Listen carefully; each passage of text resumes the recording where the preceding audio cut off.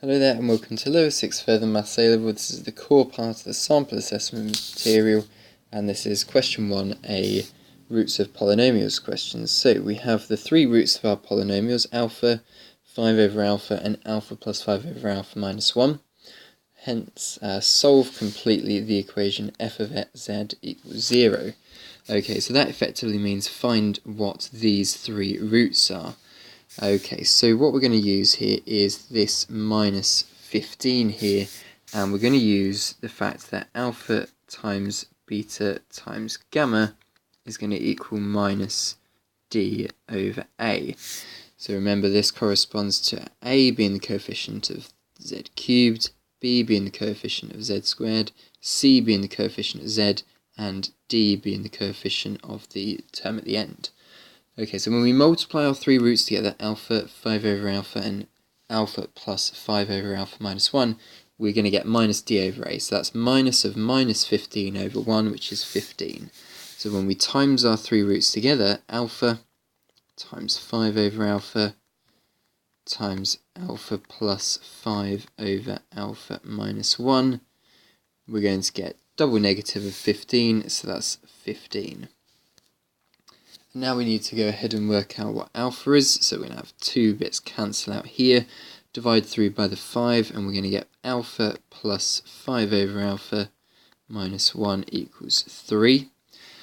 Times through by alpha, and we're going to get alpha squared plus 5, and then take away the 3 onto the other side, and you're going to get minus 4 alpha equals 0.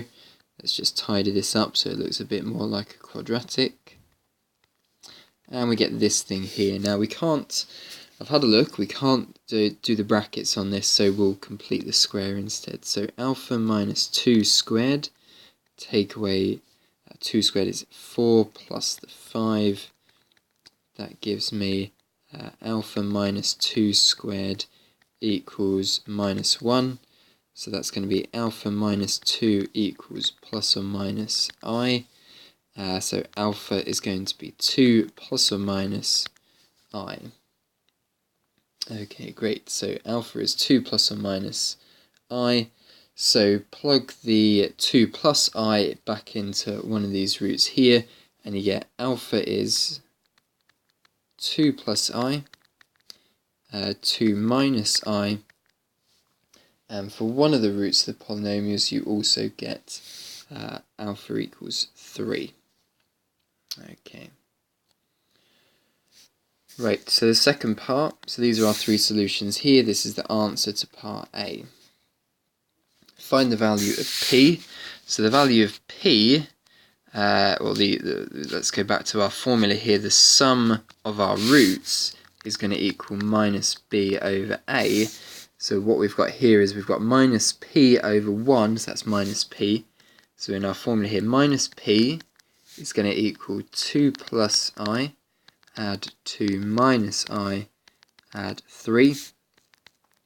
So p is therefore going to equal minus 7.